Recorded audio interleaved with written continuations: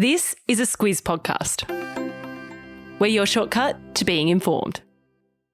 Mia Freedman is one of the biggest names in media in Australia.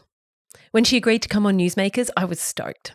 I've watched her for a long time with increasing awe, especially as we build a media business, because I've come to understand just how hard it is. I also have always had so many questions for her. This was my chance. Mamamia launched in 2007. Its mission is to make the world a better place for women and girls. And given it boasts an audience of some 6.5 million each month, the influence is clearly very real. In this conversation, we talk about news, how Mia comes at it, her philosophy about how she can be as authentic as possible. She talks about cancel culture. She talks about filters on social media and the problems of social media more broadly. She talks about young men and where we're letting them down. She talks about the culture at Mamamia and about the challenges of working with family and the benefits. I found this to be truly a conversation. Mia is immediately familiar and very generous with her time. She lives and breathes content. A true newsmaker. Settle in.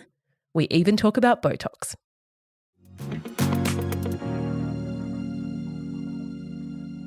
Mia, I think you've been described like this before. You're a bit of a contradiction. You're so available to people through the content you produce, but you rarely talk about yourself in formats like this one. So I want to know, first of all, why did you agree to do this interview? Well, thanks for having me.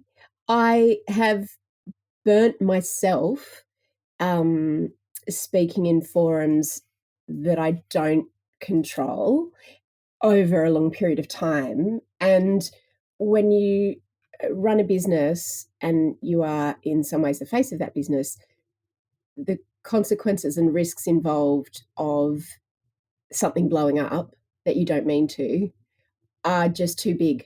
And so I have just not been interested in talking about myself or talking about the business. I like to keep when I say I keep a low profile, that sounds ridiculous. I make like 6 podcasts a week, but they're talking about other people. They're not really talking about me in this kind of way. So why do this today? Great question. I love the Squiz. I really admire what you guys do. I know how hard it is to be an independent media company, and I guess I trust you. You're not looking to weaponize what I say or sensationalize what I say, and I feel really comfortable. To the point around contradiction, and thank you for saying that, because this isn't a gotcha interview or anything like that. Like it is a mutual respect, I guess.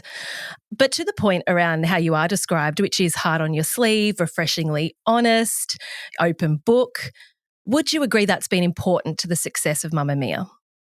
Yes, in terms of Mamamia was very much defined in the beginning by what it was not, by what I didn't want it to be, which is glossy magazines or glossy broadcast television or glossy radio.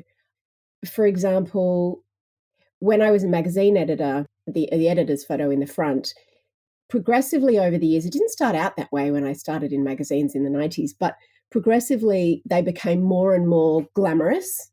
And the editors would go and have these photo shoots and wind machines and airbrushing and all of these things. And I didn't like that. I felt that was very, the word aspirational is used a lot in that kind of world, or it was.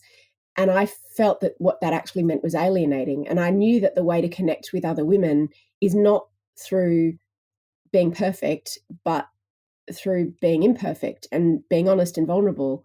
And I was more interested in having those kinds of conversations, both from someone who is making content for women and someone who is consuming it and someone who is creating it, So It's also a lot of work, a lot more work to try and be perfect and just talk about your successes. The successes aren't interesting to me. This authenticity piece, I think, is fascinating. And I'm going into very dangerous territory here because I am going to say the word Donald Trump. So bear with me. I'm not comparing you at all. But this idea around authenticity and this idea around sincerity, it seems that people who appear that way, whether that's true or not, do attract a following. What I want to ask you is about leadership, I guess, and this genuity. Is this something lacking in our leaders? Is this something that's been missed? And for this reason, we've got people like Donald Trump filling that void. I think it's really hard because particularly for women, people say they want what's real, but then when you give them what's real, they criticize you. So, you know, you remember when Julia Gillard was running and she said something about, I'm going to be the real Julia Gillard. Yes. And everyone just roasted her for that. And they're like, well, what were you before? It's like what she was before is trying to be all the things that women have to be liked, which is essentially likable. And the way to be likable as a woman is a very, very narrow lane. And I think that we often use that word for someone we disagree with. We say she's not likable. And people don't say that about men ever. So, yeah, I think authenticity.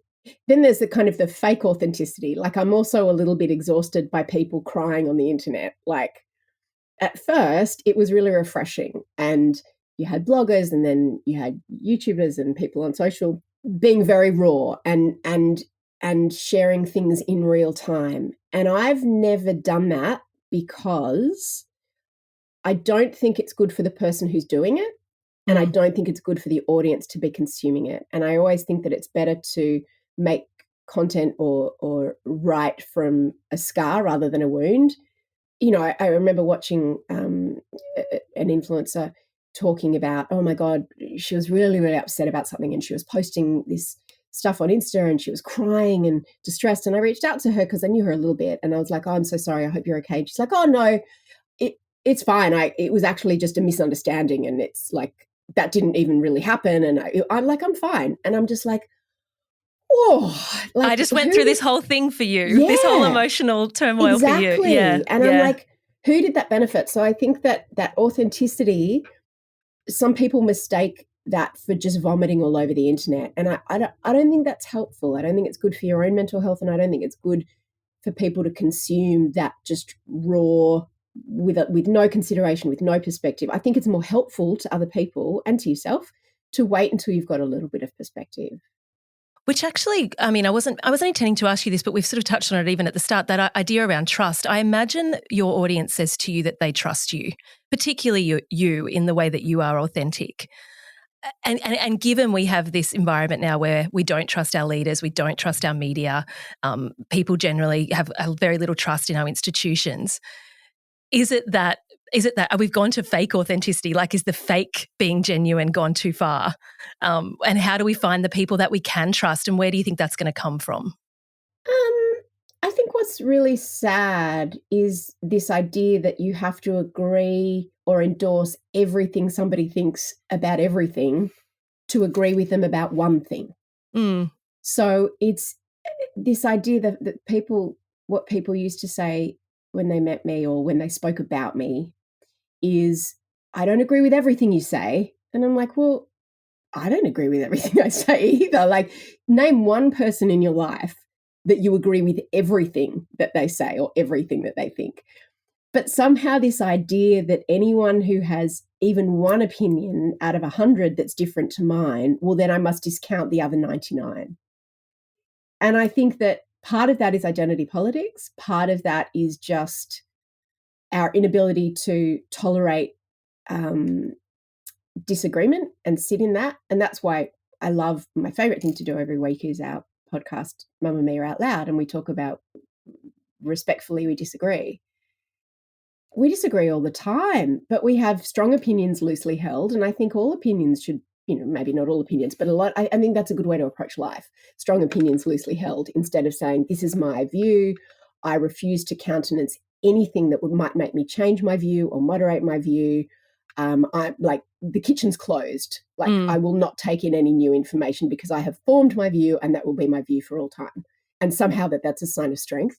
I think that's a sign of weakness. And it does bring me neatly to social media. You're on it, your business is on it. It's a big part of your life. Taking it all into account, and with all of that context, is social media, do you think, a net positive or a net negative? I think it's a net, I think, girl maths. I don't know if it's net anything. I think it's positive and negative. I think that, it used to be that magazine editors or TV programmers or radio programmers would be the gatekeepers of, or newspaper editors would be the gatekeepers of the information that we could consume from the media. Now it's very democratized, and it's meant that everybody is a publisher. Everybody is a content creator.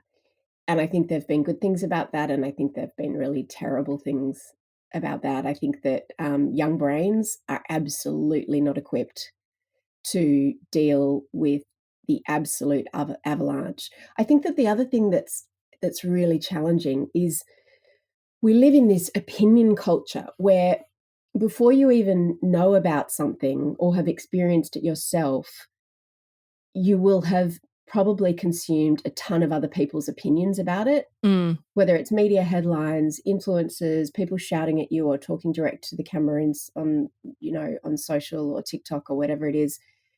And you won't have had a chance to make up your own mind yet. Like, I'm thinking about the Olympic opening ceremony, for example. I woke up, I hadn't watched it, and, I opened Instagram, I looked at some news sites. Within 5 seconds, I'd seen that people were this, and there was a controversy, and this person hated this, and this person hated that. And so by the time I actually got to see it for myself, all of that was already in my brain. And having a fire hose of information poured into our ears and eyes through our phones 24/7, like, humanity's not really built to deal with that. Now, do I love it personally? Yeah, love it, because I am an absolute monster for content. I cannot get enough content. When I was growing up, I loved magazines, but the magazines I loved, which were like Dolly, Cosmo, Clio, when I got a bit older, they only came out once a month, and that wasn't enough. So I would buy everything from Women's Weekly to just everything, Women's Day, New Idea. Like, I'd buy everything because I just loved the medium and I loved content. I could never get enough of it. And I would say I'm the same now. So I'm very suited to the digital media world. How do you approach, you're a mother of 3. How do you approach it for your kids? How have you approach social media?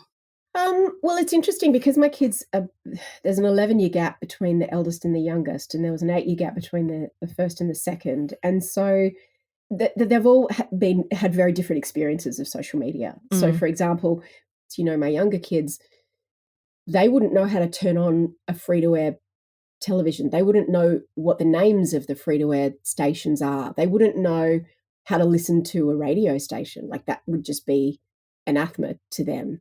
And so this idea is, for them, social media isn't a thing. It's just integrated into their social life, their every aspect of their life. YouTube is their streamer. They watch YouTube, they watch TikTok, but none of them have been ever prolific posters or content creators. Whereas I think if I'd have had social media when I was a kid, I would have been making content all the time. Imagine a little Mia on TikTok. Oh, thank wow. God it wasn't invented, because I was a really lonely kid and I would have loved it. Like, I was literally making up dances in my lounge room. So, but having said that, I was making up dances in my lounge room and nobody saw them. And that's the way it should have been, because if I'd have been 9 years old or 8 years old or 12 years old and making up dances and putting them out into the world while I was figuring out who I was and what the world was, to be seen by everybody and anybody in the world, that would have been potentially catastrophic. And we've seen that it can be. I think it can change who you are and how you develop. We've got a lot of people calling for a ban. I haven't heard you speak on that. I'm sure you have, but have you got an opinion on that? No, I haven't spoken on that, because I think that we also have to be realistic. Like, the genie's out of the bottle. I think that what I've learned is that kids are also always smarter than us. And so if you say, right, well, you can't use these platforms until you are a certain age, I don't know, they'll find ways to do it. So that doesn't mean I don't think we should try. I mean, I think the 36 months and making it until they're older is so important, because also they just never get a break. Like, they never get a break from performing and socializing, which is essentially what social is. It's watching what your friends are doing and comparing yourself, and to never get a break from that is just, is very detrimental, I think, to your development. It's a lot. My kids are only 4 and 2 at the moment, so I'm hoping that there's a shift happening. But let's see. Let's give it 10 years. You were certainly talking about this 15 years ago. In the stuff I've read, like this isn't something that you're just starting to grapple with. Like you have been thinking about this for a really long time. And the way that I've always approached it is that whatever social media my kids are into, I need to understand how it works. So you can't make the rules if you don't understand the game. And so people are like, oh, TikTok, I don't understand, or Instagram, whatever. It's like, you don't have to make the TikTok, but you've got to understand the fundamentals of what TikTok is and how it works before you can make rules. But it's hard to do, and it's hard to understand because it's not natural to us. We didn't grow up with it. We still call it technology. And I once read that you call something technology if you didn't grow up with it. Like our great-grandparents would call the telephone technology. Yeah.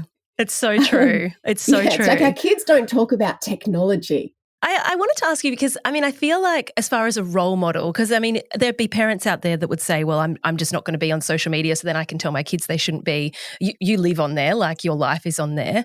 But you have taken the position that you wouldn't put filters on anything that you put out on social media, and just back to that authenticity piece. So why is that important to you? Is it because of the example that you're setting?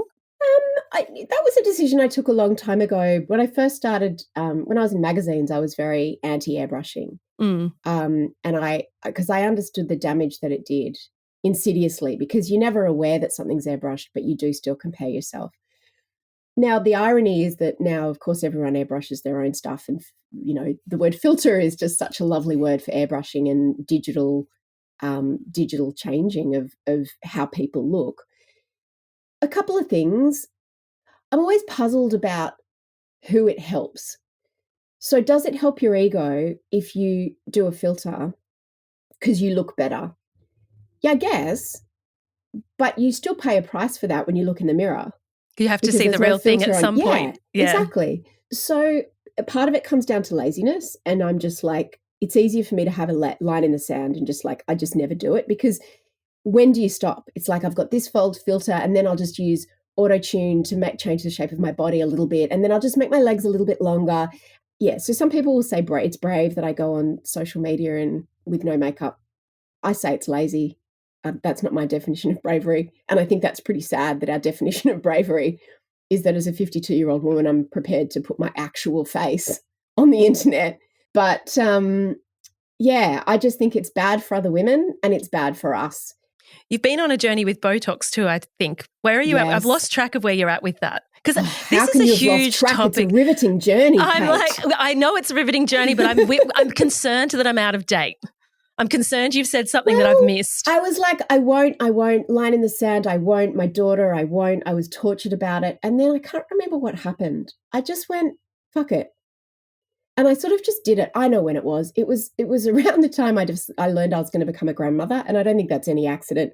And so I was just really struggling with perimenopause, my identity, 50, my kids growing up. Like, I was really pretty lost in a way, like in how I was feeling about myself. And I just decided that I would do it. And then there were parameters, and then I would only have half. And then, so yeah, I do it every 3 months. I get a small amount for the 2 little lines in between my eyebrows. And I've sort of got, that's my line in the sand. I think it's easy when you're young to say people shouldn't have Botox. And then when you get there, it's like, oh.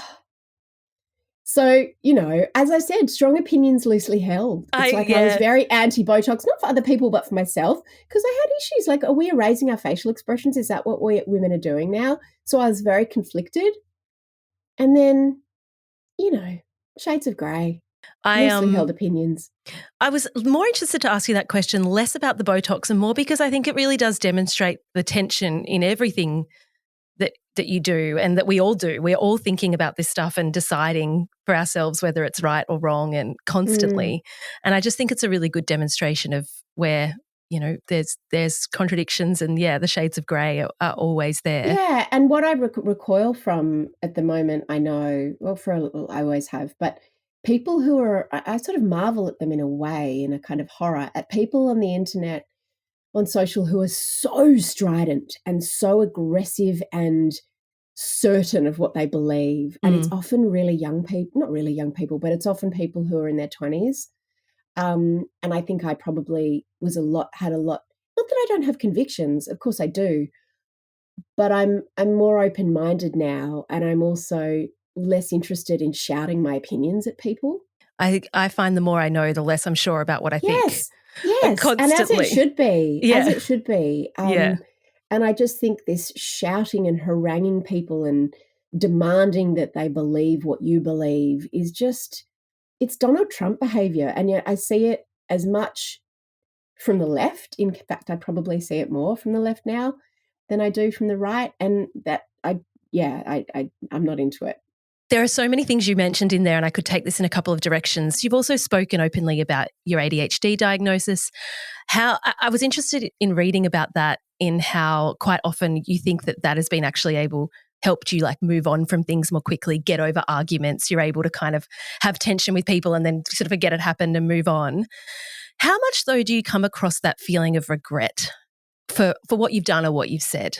Oh, loads, because it's never been intentional. Like I've never gone, you know what I want to do is be cruel or be unkind or be offensive. Have I expressed things in ways that have been clumsy? Have I been not educated enough about the right word to use? Absolutely. But there's a difference between murder and manslaughter. And I think what cancel culture and the outrage economy has done is really flattened that difference. And the difference there is intention. So if I'm driving my car and I run someone, I sneeze and I accidentally run someone over and they die, that's manslaughter. If I am driving a car and I see someone and I'd swerve to try and run them over, that's murder. And yes, the end result is the same, but they are two very different situations. And I think what the internet doesn't allow is that nuance and that nuance of intention. I had this conversation on a podcast that I did with Helen McCabe this week, where we were talking about the commentator, the swimming commentator at the Olympics, who was sacked for what he said about women. I think you might have spoken about it on your podcast. And I did say in that I don't know a lot about his form in this regard, but did he intend to upset women, or did he not intend to upset women? And should we treat him differently because of that? 100%. And I think that I have regret and I have shame for any time I've made someone feel upset or let down or offended. But I never did it on purpose, but I still regret it. Like I guess in some ways it doesn't matter to them. Maybe it should, but how often does this happen for you? Because, well, my admiration for you, Mia, is that the ability to put yourself out there all the time and be vulnerable and run the business you run, which it depends a lot on that. I'm in admiration of that, because I think that's one of the hardest things to do. And I know you've been doing it for a long time, so it might feel easier now. But we also, the world has developed such that offending someone is much easier potentially than it used to be. Like, how much do you think about to temper what you say so that it isn't offending people? And that must be exhausting. I think about it constantly. There's nothing probably I think about more because of the risks, not just the risks to my own mental health, but the risks to my business, the people I work with. And also because I don't want to inadvertently offend anyone. Like it's not, I've never been reckless or cavalier in that way. I've made so many mistakes, but I am very, like, the reason I don't do interviews like this anymore, the reason I don't do TV anymore, the reason I don't speak outside my own platforms is because I'm terrified. I think most people are. Everybody is one weaponized soundbite or sentence away from being cancelled. And as you say, that guy who was commentating, maybe he had a history, but maybe he didn't. Maybe he was just trying to make a clumsy joke in the way that your grandpa might, not realizing that you can't say that anymore, and And even as I'm saying this to you now, I'm like, oh, Mia Freedman. I see the headline, Mia Freedman, apologist for sexist comment. And it's like, oh, it's exhausting. It's exhausting because it's just so unhelpful. It's so unhelpful. And the people who perform, I think what social media has done is it's enabled people to monetize the performance of outrage, not just the outrage, but the performance of it. And we know that kind of content, the algorithm rewards it. It's more likely to be engaged with, it's more likely to be shared, it's more likely to be commented on. And I don't know, I feel very sad about it, and I feel just incredibly terrified a lot of the time, because it is, I don't know anyone who's experienced that who has not been pushed to the brink of hospitalization. In all seriousness, including myself, I don't know anyone. And, if people say, oh, cancel culture doesn't exist because, oh, you got cancelled, but look, you still got that. It's like, you don't know the toll that it takes on people. I'm not just talking about myself. I have a lot of conversations with people, and when I see it happening to someone, I'll always slide into their DMs and just say, hang in there, this will pass.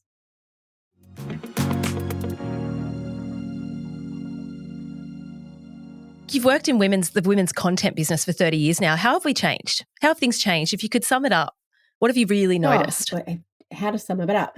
I mean, we change day to day. That's what I love about digital. I think that you can have a day of the week when people want a particular type of content or the mood is a particular way, and then by the end of the week, it's different. We saw it during COVID. We saw it after the Westfield attacks. We've seen it with the US election. We see it with all kinds of things. And I think that women haven't changed. Like, the fundamentals of women haven't changed. The way we communicate with each other has changed. The platforms we do it on, yeah, that's changed. But I don't think the things that we're fundamentally interested in has changed. I just think that our understanding of what women are interested in has changed. Like, when I first started Mamamia in 2007, there were only the websites for women were either fashion sites, gossip sites, cooking sites, or parenting sites. And I was interested, like every other woman I know, I was interested in all of those things, but I was also interested in a whole lot of other things like news, pop culture, I was going to say sport. I'm not, but current affairs, but no one. It didn't occur to people that women could be interested in all of those things. So that's what I always wanted Mamamia to be, which was kind of wild back then. And then, of course, now that's what our social feeds feed us, is that real mix of light and shade of our content and diversity of content. I don't know any one single person who only wants to talk about one thing or is only interested in one type of information. So what Mamamia was always built on was that, but through the lens of a purpose, which is to make the world a better place for women and girls. Because you can create content for women that makes women feel terrible about themselves, or that is really bad for women, or really victimizes some women. Like, for example, paparazzi shots. The people that consume that content are mostly women. But is it a good thing for women? The women that are routinely ridiculed, stalked, harassed, and their children, following these women to the beach in their private lives. It's terrible for women. So we don't participate in the paparazzi economy. And I'd say that we are the only women's media brand that doesn't participate in the paparazzi economy. And that's a bad business decision. It costs us money, but it's not true to our true purpose. So every content decision we make, every business decision we make goes through that purpose of making the world a better place for women and girls. Now that can sound really worthy, because we're not a charity, and we're not, it's not just all about stories about domestic violence and the gender pay gap. You can make the world a better place for women by making them feel seen, heard, and understood, like having a story about divorce or infertility or peri, or how it feels talking about talking about your feelings or around how Botox. it feels when your kids grow up, and or just making her laugh. Like that's making the world a better place for women. Like making her laugh. Have you measured it? Like, what would you say are sort of the really key things? Like, I'm thinking about, for example, Lady Startup, that have really tangible reflections of that mission. Well, for us, there's so many different ways to measure it, because we also partner with, for the first 10 years of the business, it was a charity called Room to Read, and we would send thousands of girls to school every day in some of the most disadvantaged countries in the world, and that was very tangible. Now we partner with Rise Up, which is a charity that helps women and children escaping domestic violence situations and start their lives again. So that's like the tangible straight line of how we live our core purpose in I guess monetary terms. And then as you say, Lady Startup, which is the kind of the brand and the division and movement that we started to support women who are entrepreneurs and wanted to start their own businesses. And we put tens of thousands of women through courses and gave them support in doing that and promoted their businesses. And then there's like tens of thousands of women who came to our very peri summit about perimenopause, or our teen summit or our skin summit. So there are lots of different ways, but for us, we create hundreds of pieces of content every week. We've got 53 podcasts, and millions of people come to our website and on social, and every single one of those pieces of content is designed to help women in some way, whether it's a direct, here's where you can give money, or here's what you can do to help with this problem, or, as I said, just making someone feel seen, giving her information, helping explain something that's confusing, making her laugh, recommending something that she should watch or buy or use or try, all of those ways. But I guess that's our North Star. What do you think the biggest issue is for women, for our policymakers? Like, we're heading into we're in an election cycle, let's face it. Like, what would you say if you had, and I know you actually had Anthony Albanese on the quickie today, this morning, the morning that we're talking. But like, what would you say is the number one thing? Well, I think if, women aren't a monolith, women are just people. So what's important to women is what's important to all Australians, which I would say at the moment is cost of living. In terms of what I see in my life, women struggling the most with is childcare.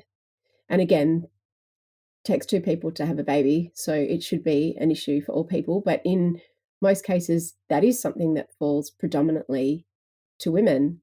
And I think that one of the biggest challenges, it's funny, my kids are older now, but every year I have friends and colleagues, and I see when your child starts school, and there's this idea of when your child starts school, it's like this beacon of, I can't wait, then I won't have to pay for childcare. They're at school.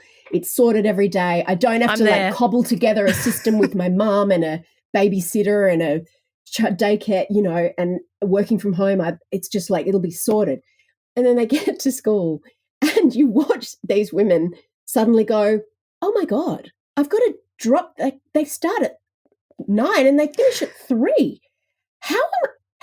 And they look around and they're like, wait, why isn't anyone talking about this? And then they have 12 weeks holiday of the year and the maths doesn't add up. Why aren't people marching in the streets? And it's like every time there's this wave, and it's like you've got the school system. Of course, there's childcare that's an issue, but then the school system is not designed for a single working parent or two working parents. It's just not. The school system is designed for one full-time carer at home. And that's a broken system for everybody. And it doesn't get enough attention. It's like you just reached into my group chat and joined the chat, Mia. It's, I'm right there, and that is the conversation that everyone's having. And it is, we're in an environment now where you do need two incomes. Yeah. You do. And that's happened at a time when the definition of what it means to be a good mother means being with your child all the time and putting your child above all else. And that didn't used to be the definition of being a good mother. And now this idea that we have to,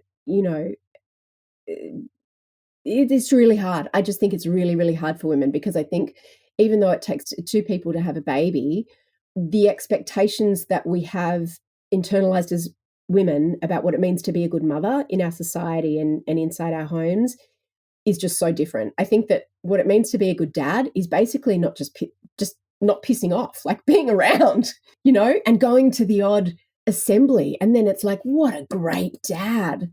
Whereas if the mum does it, it's an eye roll. And if we don't do it, we feel really terrible. So I think that, I think childcare is still a women's issue. And I think that is what I see women struggle with more than anything else. And it's tied to that cost of living question as well. Like they're It one and is. the same thing.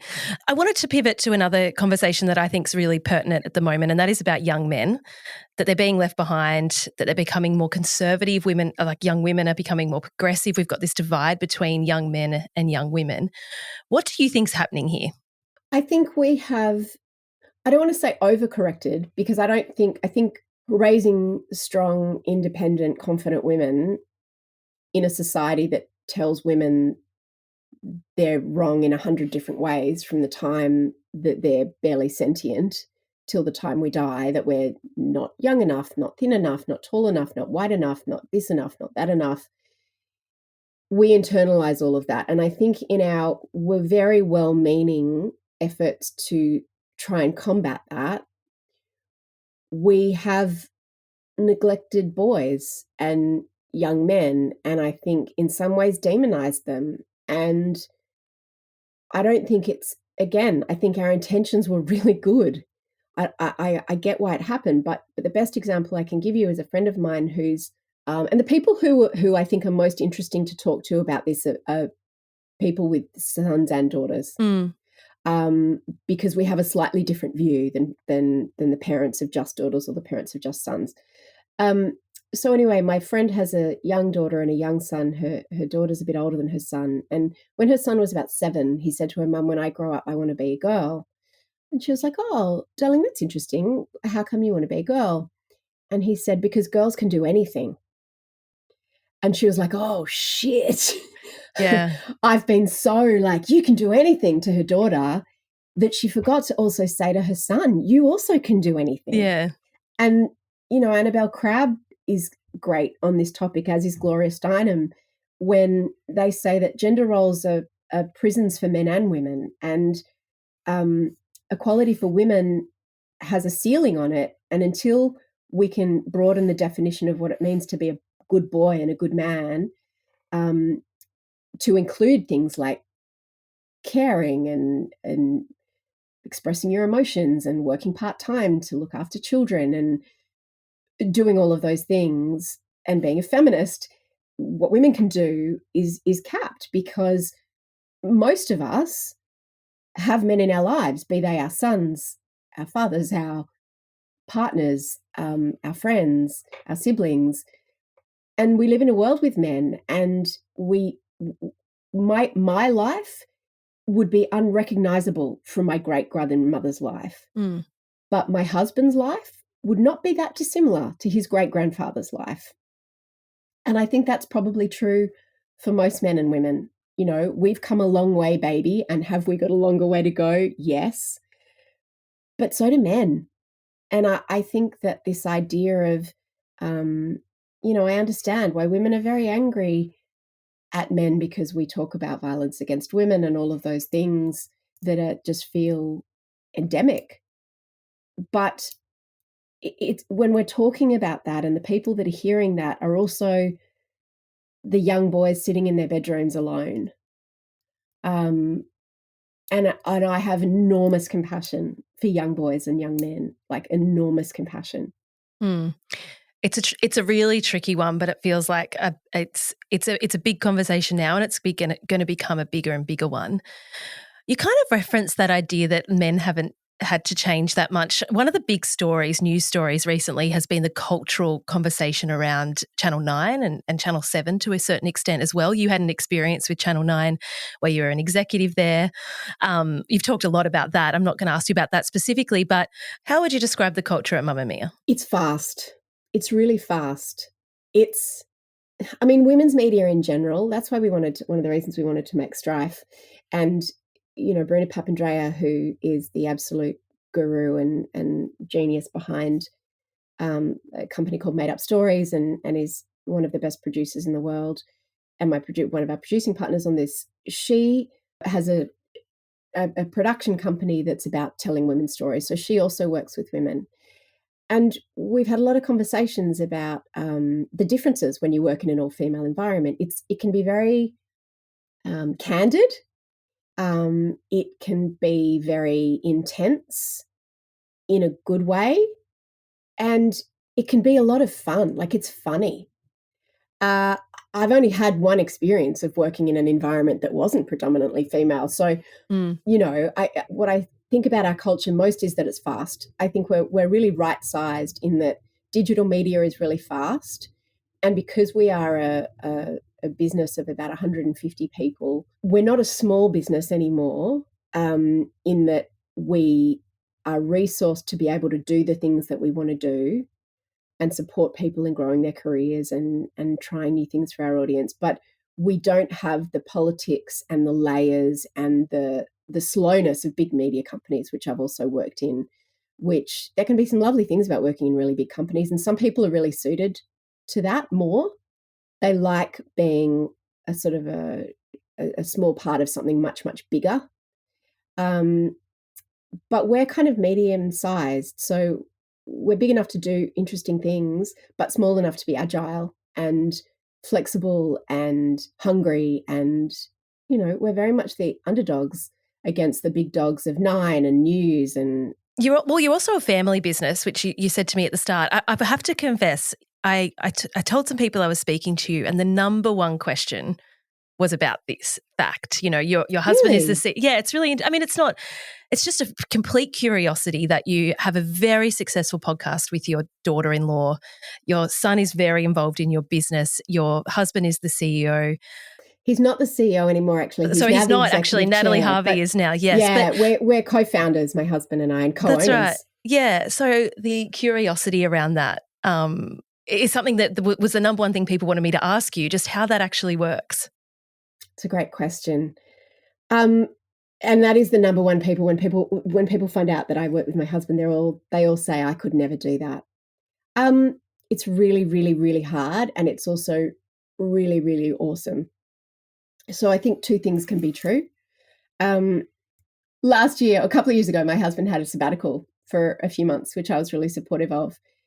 And he wanted to get away from the business, but he couldn't also have a sabbatical from our marriage. No. So I was still, we were still talking about work, and you're always at work and you're always at home, and you sometimes it might be uncomfortable for other people the way you talk to each other in a meeting, although we learned that pretty early on. I think I said in one of our earlier meetings, I said to him afterwards, you do know that when you give me that look, other people can see it in the meeting. Well, I mean, I'm curious, are you succession planning though? Is that, you're not going to do this forever. No one can do anything forever. Yeah, no, I'm not. I don't have a lot of.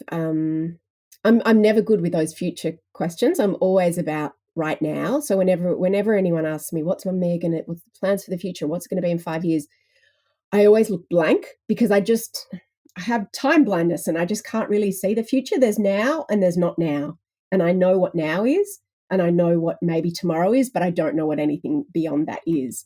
One of the things I was really curious about is that early on in the business, your husband came to you and he said, the problem with your business, Mia, is you're the single point of failure.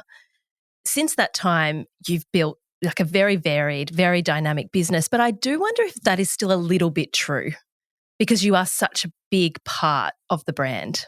It's not true anymore. And it's never been less true than it is now. And we've worked studiously for 17 years to make it not true. And we have got such a strong bench. We've now got, there's the people that you see on the website and on our podcasts and on our social, but we've also got an extraordinary male and female, but mostly female bench behind the scenes. We're about to welcome a new chief content officer in Zara Curtis. We've got, we've got the most extraordinary women. We've got our head of content, Eliza Sorman-Nielsen. We've got Nat. We've got a new chief revenue officer. We've got an extraordinary team. And so I've never felt less pressure as that, because I'm not interested in well, I can't carry it all because I guess I wear three hats. I'm a content creator in our business, I'm a manager, and I'm also a co-founder and co-owner. So where I'm happiest is content creator. And all the hires that we make and everything that we do is to give me more space to do that and more time to do that. And in every day I've got more time because there are just I couldn't tell you what's been on the website for the last 2 weeks because we've got such an extraordinary team. We've got our editor, Valentina Todorowska and Eliza and an entire team that are brilliant at that. They know much better than me what's going to work on site. I wouldn't have a clue. I don't even know how to use the back end anymore. And that's a delight to be able to say that. And one of the reasons I wanted to speak to you is because actually for media more broadly, the headwinds are less about what you're doing internally in your business at the moment. They're actually more about the external challenges. So we've got the ad market isn't great. We've got, we're in a bit of a fight with Meta at the moment around what they might do and removing news from their platforms. Nat Harvey, your CEO, has spoken about this quite a bit. She's been doing quite a bit of media. But how are you coming at these things? How is Mamma Mia coming at these things? Well, we're really well placed in we don't just rely on Meta, and we've been relying on Meta less and less. We've got an entire podcast network. We've got the biggest podcast network for women in the world, and we've got the largest independent podcast network in Australia. So we also have a thriving newsletter part of our business. We've got so many different touch points with women that, and we also don't just make news. We are embedded in women's lives in so many different ways across their day and their life stage that we're in for some companies, I understand this is an existential threat and it's terrible. We're in a much better position than that. But I think it would be such a shame if Meta discontinued news in Australia because the way women consume news is a little bit different often than the way men consume news, in that women are more prone to having a sort of anxiety hangover from news. And again, I'm generalizing, but we're very careful that we don't, it's not if it bleeds, it leads, which has always been the traditional mode for news. And I know that the Squiz is very much the same, takes a similar approach in that it's not about creating anxiety or fear, or it's not about sensationalizing something for clicks. It's about explaining news for us to women in a way that they can use and in a way that's additive to their life, not detracts from it. My final question is, do you think there's space for more female-centric media brands in Australia? I think one of the interesting things to watch has obviously been the rise of Shameless. They're a big podcast as well. They worked at Mamma Mia, but I know that is very well settled now, and I loved watching all of that play out because I thought it has been really beautiful to watch. But do you think there is space in Australia? Like, scale is a thing here, right? Is there enough room for others, given how well you do what you do?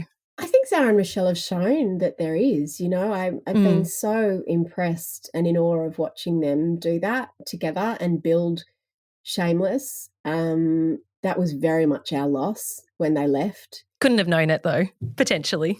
Oh, well, yeah, that was just crazy. I'm so sad that not so sad, so sad for us, so happy for them, because I think that they've shown what can be done. It's really hard. I've seen a lot of people start and try, and I think it's what you say about the single point of failure. It's hard. It's so much harder than it looks because there is a bit of a cult of personality out there, but you can't build a media brand around one person. So you have to diversify. And yeah, I think there are examples of that. I mean, look at Call Her Daddy and what Alex Cooper's done in the US. I think that's another really great example. I am so impressed by her. So it's possible. And then you also say, well, I don't know how many media brand, like whether being a media brand is necessarily what everybody needs. You look at Substack, some people are just creating the brand that's themselves by doing a newsletter or by having an Instagram page. I think that there's so many different ways, and that's the best thing about digital media is that it's just given particularly women so many opportunities because it's not held by these traditionally male gatekeepers anymore. And we're a great case in point. Thank you so much. Thanks, Kate. That was a longer one for Newsmakers, but I know many listening will be curious about Mia Freedman, especially given so many of you listen to her podcasts. If you don't know about Mia and her podcasts but want to give them a try, you only have to search for Mamma Mia in your podcast app. You won't be surprised to know her weekly interview show is called No Filter.